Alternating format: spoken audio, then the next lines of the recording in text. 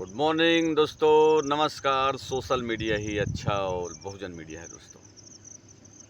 Social media में वो खबरें जो मुख्य समाचार चैनल हैं वो दिखा ही नहीं सकते।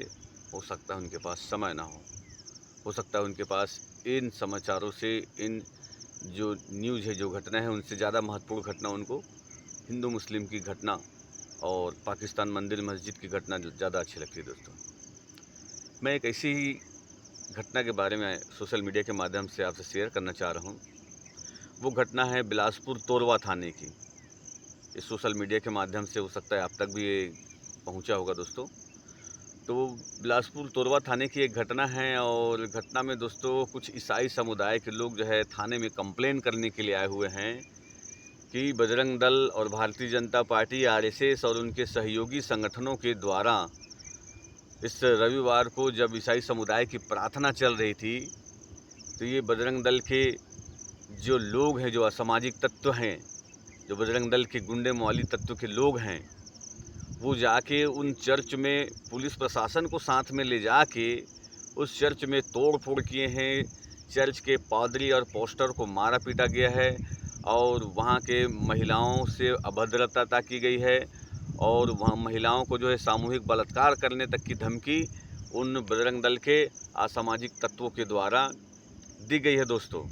और इसकी वो लिखित शिकायत करने के लिए तोरवा थाना में पहुँचे थे, जहाँ वो भी पीछे-पीछे पहुँच गए। बजरंग दल के गुंडे लोग जो है वहाँ पहुँच गए और उनको जो है वहाँ से ही गाली देने लगे। थाने से बाहर में वो गाली दे रहे थे, उनको मारने पीटने की बात बोल रहे थे, लेकिन पुलिस प्रशासन उनकी नहीं सुन रहा था। वो एक कंप्लेन करने के लिए आए हुए थे और पुलिस उल्टे उन्हीं को ही जो है धमकाने में लगी हुई है कि आप माहौल ख़राब कर रहे हैं पोस्टर जी, हम आपको अंदर कर देंगे। इस तरीके की बातें जो है वहाँ के थानेदार के द्वारा और पुलिस प्रशासन के द्वारा की जा रही है दोस्तों।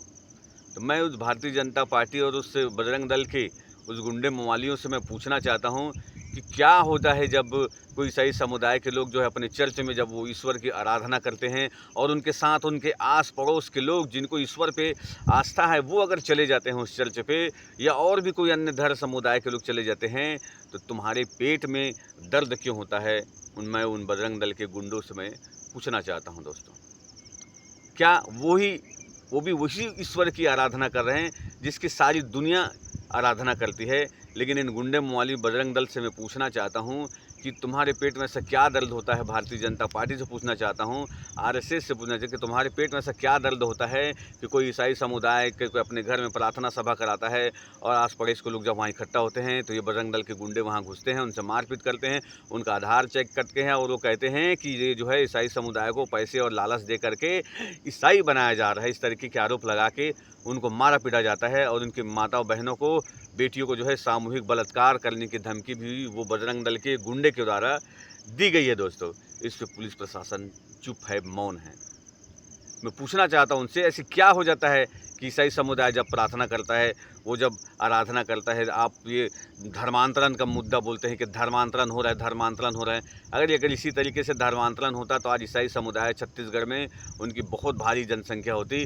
लेकिन आप आंकड़े देखिए, जिस तरीके से आंकड़े हैं वो ये बताते हैं कि छत्तीसगढ़ में ईसाई समुदाय की जो है जनसंख्या उस गति से नहीं बढ़ी जिस गति से बढ़नी चाहिए थी।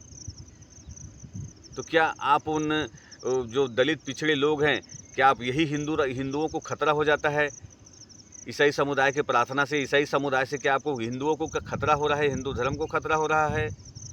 मैं उन बजरंग दल के गुंडों से पूछना चाहता हूँ कि वो हिंदू, क्या आप इसीलिए उनको हिंदू बनाए रखना चाहते हैं ताकि उनके ऊपर आप मूत सके, थूक सके? जब कोई हिंदू धर्म का व्यक्ति जो है ऐसे अन्याय अत्याचार करता है दलित पिछड़े आदिवासियों पे, तब यही बजरंग दल, विश्व हिंदू परिषद और भारतीय जनता पार्टी, हिंदू महासभा के लोग कहाँ चले जाते हैं? जब किसी दलित पिछड़े आदिवासियों के ऊपर में मूता जाता है, उनको थूका जाता है, उनके ऊपर मल मूत्र खिलाया जा रहा है, उनके ऊपर में नाना प्रकार के अन्याय अत्याचार किए जा रहे हैं, तब ये हिंदू समुदाय कहाँ होता है? तब ये कहाँ चले जाते हैं हिंदू रक्षक दल के लोग, बजरंग दल के लोग, विश्व हिंदू परिषद के लोग, जो हिंदू राष्ट्र बनाना चाहते हैं, हिंदू धर्म को बचाना चाहते हैं? ऐसे लोगों से मैं पूछना चाहता हूँ, बजरंग दल और सहयोगी संगठनों के गुंडों से, कि तब तुम कहाँ चले जाते हो इन दलित पिछड़े आदिवासियों के ऊपर में अन्याय अत्याचार होता है तो? तुमको जलन होती है, तुम्हारे मन में पीड़ा होती है कि जब कोई दलित पिछड़ा समाज का जो व्यक्ति जो है प्रभु यीशु की आराधना करने चले जाता है, जब तुम्हारे मन में पीड़ा होती है कि अब इसको कैसे गुलाम बनाया जा सके। जब ये ईसाई समुदाय में चला जाएगा तो निश्चित ही इसकी आस्था और आराधना बदल जाएगी और ये तुम्हारी गुलामी से छूट जाएंगे। इसीलिए तुम डरते हो, इसीलिए तुम उनको ज़बरदस्ती गुलाम बनाने के लिए, उनको जो है हिंदू बनाने के लिए उनको जो है मार रहे हो, पीट रहे हो। अगर तुम्हारे धर्म में इतने ही प्यार, मोहब्बत, समानता और प्रेम, भाईचारा है तो आप भी फैलाइए, आप भी लोगों को बताइए अपने हिंदू धर्म के बारे में। आप भी तो देश विदेश में जाके अपने हिंदू धर्म के बारे में बता रहे हैं लोगों को। क्या वो लोग आपको मार रहे हैं, पीट रहे हैं? तो ये हमारे देश के मौलिक अधिकार है।